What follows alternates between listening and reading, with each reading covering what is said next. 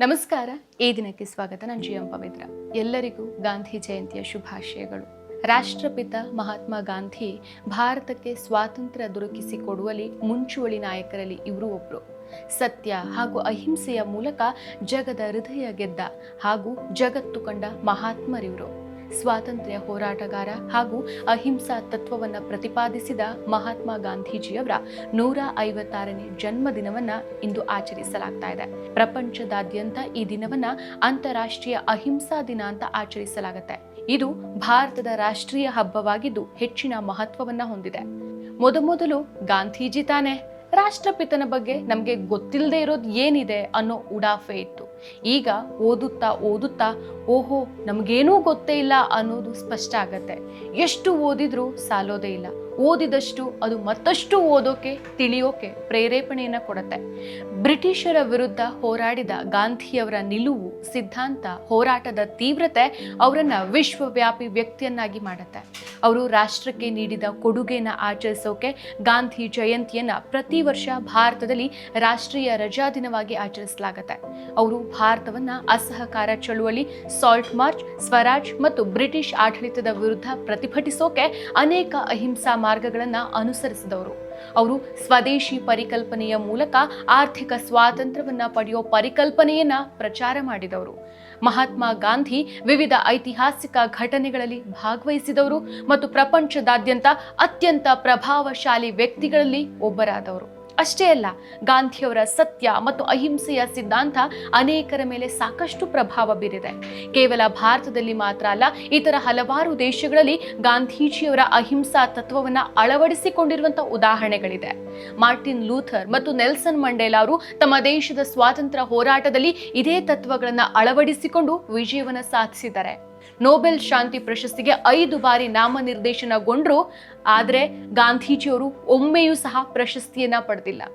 ವಿದೇಶದಲ್ಲಿ 48 ರಸ್ತೆಗಳಲ್ಲಿ ಮತ್ತು ದೇಶದ 53 ರಸ್ತೆಗಳಿಗೆ ಮಹಾತ್ಮ ಗಾಂಧೀಜಿಯವರ ಹೆಸರನ್ನ ಇಡಲಾಗಿದೆ. ಅಷ್ಟೇ ಅಲ್ಲ, ಫೋರ್ಡ್ ಮೋಟಾರ್ ಕಂಪನಿಯ ಸಂಸ್ಥಾಪಕ ಹೆನ್ರಿ ಫೋರ್ಡ್ ಮಹಾತ್ಮ ಗಾಂಧೀಜಿಯವರ ಅತಿದೊಡ್ಡ ಅಭಿಮಾನಿ. ಲೋಕವಿಡೀ ಒಂದು ಪ್ರಶ್ನೆಯಾಗಿದ್ದಾಗ ಉತ್ತರವಾಗಿ ಬರೋದು ಅಲ್ಲಿ ಗಾಂಧೀಜಿ. ಅಹಿಂಸಾ ಮಾರ್ಗಗಳ ಮೂಲಕ ಭಾರತದ ಸ್ವಾತಂತ್ರ್ಯ ಹೋರಾಟಕ್ಕೆ ಕೊಡುಗೆ ನೀಡಿದ್ರು ಮತ್ತು ಅಸ್ಪೃಶ್ಯತೆಯಂತಹ ಹಳೆಯ ಪದ್ಧತಿಗಳನ್ನು ತೊಡೆದುಹಾಕೋಕೆ ರಾಷ್ಟ್ರಕ್ಕೆ ಸಹಾಯ ಮಾಡಿದ್ರು. ಅವರ ಮತ್ತು ನೊಬೆಲ್ ಕೆಲಸದಿಂದಾಗಿ ಅವರಿಗೆ ಮಹಾತ್ಮ ಅನ್ನೋ ಬಿರುದನ್ನ ಪಡೆಯುವಂತೆ ಮಾಡುತ್ತೆ. ಅಂದ್ರೆ ಅಕ್ಷರಶಃ ಮಹಾನ್ ಆತ್ಮ ಅಂತಾನೂ ಹೇಳ್ಬಹುದು. ಅವರ ಶಾಂತಿ, ನ್ಯಾಯ, ಅಹಿಂಸೆಯ ಸಿದ್ಧಾಂತಗಳು ಅವರನ್ನ ಪ್ರಪಂಚದಾದ್ಯಂತ ಜನಪ್ರಿಯಗೊಳಿಸಿದೆ. ಜೂನ್ 15, 2007 ವಿಶ್ವಸಂಸ್ಥೆಯ ಸಾಮಾನ್ಯ ಸಭೆ ಅಕ್ಟೋಬರ್ 2 ಅಂತಾರಾಷ್ಟ್ರೀಯ ಅಹಿಂಸಾ ದಿನ ಅಂತ ಘೋಷಿಸುವ ನಿರ್ಣಯವನ್ನ ಅಂಗೀಕಾರ ಮಾಡುತ್ತೆ. ಭಾರತದಲ್ಲಿ ಮಾತ್ರ ಅಲ್ಲ, ದಕ್ಷಿಣ ಆಫ್ರಿಕಾದಲ್ಲೂ ಗಾಂಧೀಜಿಯವರು ವರ್ಣಭೇದ ನೀತಿಯ ವಿರುದ್ಧ ಹೋರಾಡಿ ಹೆಸರನ್ನ ಗಳಿಸಿದ್ರು. ಈ ಹಿನ್ನೆಲೆಯಲ್ಲಿಯೇ ದಕ್ಷಿಣ ಆಫ್ರಿಕಾದಲ್ಲಿಯೂ ಅನೇಕ ಕಡೆ ಗಾಂಧೀಜಿಯವರ ಪುತ್ಥಳಿಗಳನ್ನ ನಿರ್ಮಿಸಲಾಗಿದೆ. ಇಂತಹ ಮಹಾತ್ಮನ ಬಗ್ಗೆ RSS ಮತ್ತು ಬಿಜೆಪಿಯವರಿಗೆ ಹಲವಾರು ಪ್ರಶ್ನೆಗಳಿದೆ. ಯಾವಾಗಲೂ ಗಾಂಧಿಯನ್ನ ಟೀಕೆ ಮಾಡಿಕೊಂಡು ಸಾವರ್ಕರ್ ಅವರನ್ನ ಹಾಡಿ ಹೊಗಳಿ ಅಟ್ಟಕ್ಕೇರಿಸುವಂತಹ RSS ಮತ್ತು ಬಿಜೆಪಿಗರಿಗೆ ಬಹುಶಃ ಈ ವಿಡಿಯೋದಲ್ಲಿ ಉತ್ತರ ಸಿಗಬಹುದು. ಭಗತ್ ಸಿಂಗ್, ರಾಜ್ಗುರು, ಸುಖದೇವ್, ಮಂಗಲ್ ಪಾಂಡೆ, ತಾತ್ಯಾ ಟೋಪೆ, ಅಶ್ಫಾಕ್ ಉಲ್ಲಾ ಖಾನ್, ಪಾಚೇಕರ್ ಸಹೋದರರು, ಮಾಸ್ಟರ್ ದಾ ಮುಂತಾದವರನ್ನ ಬ್ರಿಟಿಷರು ಗಲ್ಲಿಗೇರಿಸ್ತಾರೆ. ಚಂದ್ರಶೇಖರ್ ಆಜಾದ್, ಲಾಲಾ ಲಜಪತ ರಾಯ್ ತರದವರನ್ನ ಎನ್ಕೌಂಟರ್ ಮಾಡ್ತಾರೆ. ಆದ್ರೆ ಗಾಂಧಿಗೆ ಯಾಕೆ ಏನೂ ಮಾಡಲಿಲ್ಲ? ಇಂಥದ್ದೊಂದು ಪ್ರಶ್ನೆಯೊಂದು ಆಗಾಗ ತೂರಿ ಬರುತ್ತೆ. ವಾಸ್ತವದಲ್ಲಿ ನೋಡೋದಾದ್ರೆ ಇದು ಪ್ರಶ್ನೆಯಲ್ಲ, ಬದಲಿಗೆ ಅನುಮಾನ ಹುಟ್ಟಿಸುವಂಥ ಪರಿ. ಬ್ರಿಟಿಷರು ಗಾಂಧಿಯನ್ನ ಕೊಲ್ಲದೆ ಇರೋಕೆ ಅನೇಕ ಕಾರಣಗಳಿತ್ತು. ಬ್ರಿಟಿಷರು ಗಾಂಧಿಗೆ ಏನೂ ಮಾಡಲಿಲ್ಲ ಅನ್ನೋದು ತಪ್ಪು. ಹಲವಾರು ಬಾರಿ ಜೈಲಿನ ರುಚಿ ತೋರಿಸಿದ್ದಾರೆ. ಗಾಂಧಿ ಸುಮಾರು 6 ವರ್ಷಗಳ ಕಾಲ ಸೆರೆವಾಸವನ್ನು ಅನುಭವಿಸಿದ್ದಾರೆ. ಮೇಲೆ ಉದಾಹರಿಸಿದವರು ಬ್ರಿಟಿಷರು ಗಲ್ಲಿಗೇರಿಸಿದ ಎಲ್ಲರೂ ಸಹ ತೀವ್ರಗಾಮಿಗಳೇ. ಬ್ರಿಟಿಷರ ವಿರುದ್ಧ ಶಸ್ತ್ರಾಸ್ತ್ರ ಬಳಸಿ ಹೋರಾಟ ಮಾಡಿದ್ರೆ ನಮಗೆ ಸ್ವಾತಂತ್ರ್ಯ ಸಿಗತ್ತೆ ಅಂತ ಪ್ರಾಮಾಣಿಕವಾಗಿ ನಂಬಿದ್ದ ದೇಶ ಪ್ರೇಮಿಗಳಾಗಿದ್ರು. ಇದೇ ಕಾರಣಕ್ಕೆ ಬ್ರಿಟಿಷ್ ಅಧಿಕಾರಿಯನ್ನು, ಕಚೇರಿಯನ್ನು, ಶಸ್ತ್ರಾಗಾರವನ್ನು ಇವರು ಉಡಾಯಿಸಿದ್ರು. ಆದ್ರೆ ಇದು ಬ್ರಿಟಿಷರಿಗೆ ತಪ್ಪು ಅಂತ ಕಾಣಿಸಿ ಇವರನ್ನ ಗಲ್ಲಿಗೇರಿಸೋಕೆ ಒಂದು ದಾರಿಯಾಗಿ ಮಾಡ್ತಾ ಇತ್ತು. ಗಾಂಧಿ ಕಾನೂನಾತ್ಮಕವಾಗಿ ಗಲ್ಲಿಗೇರಿಸುವಂತಹ ಅವಕಾಶಗಳನ್ನೇ ಬ್ರಿಟಿಷ್ಗೆ ಕೊಡಲಿಲ್ಲ. ಮುಂದುವರೆದ ಸುಸಂಸ್ಕೃತ ಸಮಾಜಗಳು, ಸರ್ಕಾರಗಳು ಸುಸಂಸ್ಕೃತೆಯನ್ನ ತೋರಿಕೆಗಾದ್ರೂ ಮುಂದುವರಿಸೋಕೆ ಬಯಸುತ್ತೆ. ನ್ಯಾಯಯುತ ವಿಚಾರಣೆ ಇಲ್ಲದೆ ಜನರನ್ನ ಕೊಲ್ಲೋಕೆ ಬಯಸೋದಿಲ್ಲ. ಭಾರತವೆಂಬ ಒಂದು ಅಶಿಕ್ಷಿತ, ಅನಾಗರಿಕ, ಅರಾಜಕತೆಯ ದೇಶವನ್ನ ಆಧುನಿಕ ನಾಗರಿಕತೆಯತ್ತ ನಡೆಸ್ತಾ ಇದ್ದೇವೆ ಅಂತ ಬ್ರಿಟಿಷರು ವಿಶ್ವಕ್ಕೆ ತೋರಿಸಿಕೊಂಡಿದ್ರು. ನ್ಯಾಯಯುತವಾಗಿ, ನಿಷ್ಪಕ್ಷಪಾತವಾಗಿ ತಾವಿಲ್ಲಿ ಆಡಳಿತ ನಡೆಸ್ತಿದ್ದೇವೆ ಅಂತ ವಿಶ್ವಕ್ಕೆ ಬಿಂಬಿಸಿಕೊಂಡಿದ್ರು. ಅದಕ್ಕಾಗೆ ಕೋರ್ಟುಗಳನ್ನು ಸ್ಥಾಪಿಸಿದ್ರು. ಗಾಂಧಿ ಹೋರಾಟದ ವಿಧಾನ, ಅಹಿಂಸಾತ್ಮಕ ಧರಣಿ ಆಮೂಲಾಗ್ರವಾಗಿ ಭಿನ್ನವಾಗಿತ್ತು. ಅಲ್ಲಿಯವರೆಗೂ ಪ್ರಪಂಚ ಕಂಡಿದ್ದ ಹೋರಾಟ ಅಂತಂದ್ರೆ ಕ್ರಾಂತಿ, ದಂಗೆ, ಗೆರಿಲ್ಲಾ ಯುದ್ಧ, ಬಾಂಬು, ಬಂದೂಕು. ಆಗೆಲ್ಲ ಹೋರಾಟ ಅಂತಂದ್ರೆ ಸರ್ಕಾರಿ ಆಸ್ತಿಗಳಿಗೆ ಬೆಂಕಿ ಹಚ್ಚೋದು, ರೈಲ್ವೆ ಹಳಿಗಳನ್ನ ಉಡಾಯಿಸೋದು, ರಸ್ತೆ ಸೇತುವೆಗಳನ್ನ ಹಾಳು ಮಾಡೋದು. ಅವೇನೂ ಇಲ್ಲದೆ ತಮ್ಮ ಮೇಲೆ ಹಿಂಸೆ ಆದ್ರೂ ಅಹಿಂಸಾತ್ಮಕವಾಗಿ ಹೋರಾಟ ನಡೆಸ್ತಾ ಇದ್ದಂಥ ಗಾಂಧೀಜಿಯವರನ್ನ ಹೇಗೆ ಎದುರಿಸೋದು ಅನ್ನೋದು ಬ್ರಿಟಿಷರಿಗೂ ತಿಳಿದಿರಲಿಲ್ಲ. ಇನ್ನು ಬ್ರಿಟಿಷರು ವಿಚಾರಣೆ ಇಲ್ಲದೆ ಕೂಡ ಹಲವರನ್ನ ಕೊಂದಿದ್ದಾರೆ. ಹಾಗಾದ್ರೆ ಗಾಂಧಿಯನ್ನೇಕೆ ಬಿಟ್ರು? ಈ ಅನುಮಾನವೂ ಇದೆ.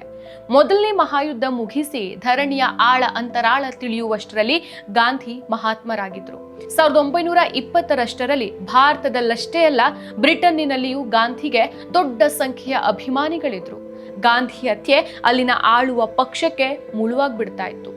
ಗಾಂಧಿಯವರ ಬಗ್ಗೆ ಅಮೆರಿಕ ಕೂಡ ಸಹಾನುಭೂತಿ ಹೊಂದಿತ್ತು ಮತ್ತು ಅಧ್ಯಕ್ಷ ಫ್ರಾಂಕ್ಲಿನ್ ಡಿ ರೂಸ್ವೆಲ್ ಅವರು ಭಾರತ ಮತ್ತು ಗಾಂಧಿಯ ಬಗ್ಗೆ ಬ್ರಿಟನ್ ಇನ್ನೂ ಹೆಚ್ಚಿನ ಮೃದುತ್ವವನ್ನು ತೋರಿಸಬೇಕು ಅಂತ ಬಲವಾಗಿ ಒತ್ತಾಯಿಸ್ತಾ ಇದ್ರು. 1857ರ ಸಿಪಾಯಿ ದಂಗೆ ಮತ್ತು 1922ರ ಚೌರಿ ಚೌರ ಘಟನೆಗಳಿಂದ ಅಂದ್ರೆ ಕೋಪೋದ್ರಿಕ್ತ ಗುಂಪೊಂದು ಬ್ರಿಟಿಷ್ ಪೊಲೀಸರನ್ನ ಠಾಣೆಯಲ್ಲಿ ಬಂಧಿಸಿ ಸುಟ್ಟಾಕಿತ್ತು. ಬ್ರಿಟಿಷರಿಗೆ ಒಂದಂತೂ ಮನವರಿಕೆ ಆಗಿತ್ತು, ಭಾರತದಲ್ಲಿರುವಂತಹ ಅಗಾಧ ಜನಸಂಖ್ಯೆ ದಂಗೆ ಎದ್ರೆ ನಿಯಂತ್ರಿಸೋದು ಅಸಾಧ್ಯ ಅಂತ.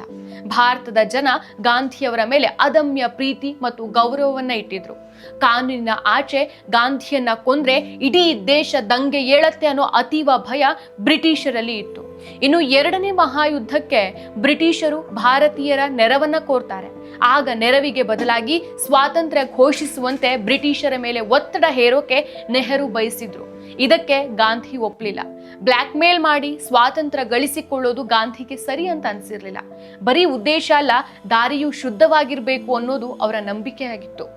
ಸ್ವಾತಂತ್ರ್ಯದ ನಂತರನೂ ಬ್ರಿಟಿಷ್ ಮತ್ತು ಭಾರತ ಪರಸ್ಪರ ಗೌರವಿಸುವ, ಸ್ಪಂದಿಸುವ ಮಿತ್ರ ರಾಷ್ಟ್ರಗಳಾಗಿರ್ಬೇಕು ಅಂತ ಗಾಂಧಿ ಬಯಸಿದ್ರು. This is Gandhi, his purity and his foresight. ಗಾಂಧಿಯ ಇಂತಹ ಶುದ್ಧತೆ ಮತ್ತು ಯೋಚನೆಗಳು ಬ್ರಿಟಿಷರನ್ನ ದಂಗುಬಡಿಸಿತ್ತು. ಗಾಂಧಿ ದಕ್ಷಿಣ ಏಷ್ಯಾದಲ್ಲಿದ್ದ ಒಂದು ರೀತಿಯ ಅರಾಜಕತೆ ಮತ್ತು ಬ್ರಿಟಿಷ್ ಸಾಮ್ರಾಜ್ಯದ ನಡುವೆ ಸೇತುವೆ ಆಗಿದ್ರು. ಆತ ಬ್ರಿಟನ್ನಲ್ಲಿ ವಿನ್ಸ್ಟನ್ ಚರ್ಚಿಲ್ ಗಾಂಧಿಯನ್ನ ವಿರೋಧಿಸಿದ್ರು. ಲೇಬರ್ ಪಕ್ಷ ಮತ್ತು ಅದರ ನಾಯಕ ಕ್ಲೆಮೆಂಟ್ ಅಟ್ಲಿ ಗಾಂಧಿಗೆ ಬೆಂಬಲವಾಗಿದ್ರು. ಲೇಬರ್ ಪಕ್ಷ ತನ್ನ ಪ್ರಣಾಳಿಕೆಯಲ್ಲೇ ತಾನು ಅಧಿಕಾರಕ್ಕೆ ಬಂದ್ರೆ ಭಾರತವನ್ನ ಸ್ವತಂತ್ರಗೊಳಿಸೋದಾಗಿ ಹೇಳಿ ಅಧಿಕಾರವನ್ನ ಹಿಡಿದಿತ್ತು. ವಿಶ್ವವಿಖ್ಯಾತ ವಿಜ್ಞಾನಿ ಐನ್ಸ್ಟೀನ್ ಗಾಂಧಿಯವರಿಗೆ 1931ರಲ್ಲಿ ಅವರ ಹೋರಾಟವನ್ನ ಮೆಚ್ಚಿ ಪತ್ರ ಬರೆದಿದ್ದಾರೆ. ಗಾಂಧಿಯವರ ಬಗ್ಗೆ ಅವರು ಹೀಗೆ ಹೇಳ್ತಾರೆ: ಮಾಂಸ ರಕ್ತಗಳಿಂದಾಗಿ ಮಾನವನೊಬ್ಬ ಈ ರೀತಿ ಬದುಕಿ ಈ ಭೂಮಿಯ ಮೇಲೆ ಓಡಾಡಿದ್ದ ಅಂತಂದ್ರೆ ಮುಂದಿನ ತಲೆಮಾರುಗಳು ನಂಬೋದು ಕಷ್ಟ ಅಂತ. ಸಂಕ್ಷಿಪ್ತವಾಗಿ ಹೇಳೋದಾದ್ರೆ, ಮಹಾತ್ಮನಿಗೆ ಗುಂಡಿಕ್ಕೋದು ಬ್ರಿಟಿಷರ ಅತ್ಯಂತ ಮೂರ್ಖತನದ ಮತ್ತು ಅಲ್ಪದೃಷ್ಟಿಯ ಕೆಲಸ ಆಗಿತ್ತು. ಈಗ ಪ್ರಶ್ನೆ ಕೇಳೋರಿಗೆ ಒಂದು ಸವಾಲು: ಯಾಸರ್ ಅರಾಫತ್ ಅವರನ್ನ ಇಸ್ರೇಲಿಗಳು, ನೆಲ್ಸನ್ ಮಂಡೇಲಾ ಅವರನ್ನ ದಕ್ಷಿಣ ಆಫ್ರಿಕಾದ ಬಿಳಿಯರು, ಆಂಗ್ ಸನ್ ಸೂಕಿ ಅವರನ್ನ ಬರ್ಮಾದ ಮಿಲಿಟರಿ ನಾಯಕತ್ವ ಯಾಕೆ ಹತ್ಯೆ ಮಾಡಿಲ್ಲ? ಅಹಿಂಸಾತ್ಮಕ ಧರಣಿಯನ್ನ ಟೀಕಿಸುವ ಬಹುಪಾಲು ಜನರಿಗೆ ಇದನ್ನ ಗ್ರಹಿಸೋಕಾಗೋದಿಲ್ಲ. ಗ್ರಹಿಸಿದ್ರು ಹೇಗಾದ್ರೂ ಮಾಡಿ ಗಾಂಧಿಯ ಹೆಸರಿಗೆ ಮಸಿ ಬಳಿಲೇಬೇಕು ಅನ್ನೋ ಕೆಟ್ಟ ಹಠ ಅವರದ್ದು. ಏನ್ ಮಾಡೋದು? ಇತಿಹಾಸದಲ್ಲಿ ಗಾಂಧೀಜಿಯಷ್ಟು ಅಪವ್ಯಾಖ್ಯಾನಗಳಿಗೆ ಒಳಗಾದ ಮಹಾಪುರುಷ ಮತ್ತೊಬ್ಬರಿರಲಾರ. ಆದ್ರೆ ನೆನ್ಪಿರ್ಲಿ, ಮಹಾತ್ಮ ಗಾಂಧಿ ಒಂದು ಸಮುದ್ರ. ಆ ಸಮುದ್ರವನ್ನ ಈಗ ನಾವುಗಳು ಬೊಗಸೆಯಲ್ಲಿ ಹಿಡಿಬೇಕು. ಇದು ಸಾಧ್ಯ ಇದೆಯಾ? ಅಹಿಂಸೆ ಮತ್ತು ಸತ್ಯಾಗ್ರಹ, ಹಿಂದೂ ಮುಸ್ಲಿಂ ಏಕತೆ, ಅಸ್ಪೃಶ್ಯತೆ ವಿರುದ್ಧ ಹೋರಾಟ, ನಿರಾಡಂಬರ ಬದುಕಿನ ಆನಂದ, ಈ 4 ತತ್ವಗಳನ್ನ ಬಾಪೂಜಿ ಜೀವನ ಹಾಗೂ ಚಿಂತನೆಯ ತುಣುಕುಗಳನ್ನ ಬಳಸಿ ಕಟ್ಟಬೇಕಿರುವಂತಹ ದೊಡ್ಡ ಜವಾಬ್ದಾರಿ ನಿಮ್ಮೆಲ್ಲರ ಹೆಗಲ ಮೇಲಿದೆ. ಮಹಾತ್ಮ ಗಾಂಧಿಯ ನೇತೃತ್ವದಲ್ಲಿ ನಡೆದಂತ ಹೋರಾಟದ ಫಲದಿಂದ ನಾವಿಂದು ಸ್ವಾತಂತ್ರ್ಯವನ್ನ ಅನುಭವಿಸ್ತಾ ಇದ್ದೇವೆ. ಅವರ ತ್ಯಾಗ ಬಲಿದಾನಗಳು ಸದಾ ನಮಗೆ ಆದರ್ಶ ಆಗಿರಬೇಕು. ಮುಂದಿನ ಪೀಳಿಗೆಗೆ ಅವರ ತ್ಯಾಗ ಬಲಿದಾನದ ಮಹತ್ವವನ್ನ ನಾವು ತಿಳಿಸಬೇಕು. ಮತ್ತಷ್ಟು ವಿಶೇಷ ವಿಡಿಯೋಗಳನ್ನು ನೋಡಲು ಮತ್ತು ಹೊಸ ವಿಡಿಯೋಗಳ ಬಗ್ಗೆ ತಿಳಿಯಲು ಈ ದಿನ .com ಯೂಟ್ಯೂಬ್ ಚಾನೆಲ್ ಸಬ್ಸ್ಕ್ರೈಬ್ ಮಾಡಿ ಮತ್ತು ಬೆಲ್ ಐಕಾನ್ ಕ್ಲಿಕ್ ಮಾಡಿ.